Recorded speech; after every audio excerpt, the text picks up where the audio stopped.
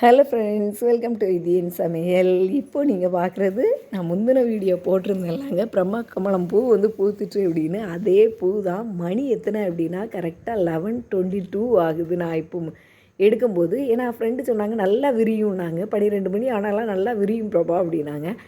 கடைசியில் பார்த்தா உண்மையிலே விரியுதுங்க. இங்கே பாருங்கள், அப்போதே காமிச்ச பூவுக்கும் இப்போ காமிக்கிற பூவுக்கும் எவ்வளோ ஒரு மாற்றம் பாருங்கள். அந்த இதழ் எவ்வளோ பெருசாக இருக்குது பாருங்கள், அவ்வளோ அழகாக விரிஞ்சு இருக்குது பாருங்கள்.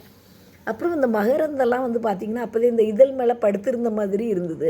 இப்போ நடுப்பகுதிக்கு வந்துட்டு பாருங்கள், இது எல்லாமே நடுப்பகுதிக்கு வந்துட்டு இந்த பூ வந்து ஒவ்வொன்றா விரியுது.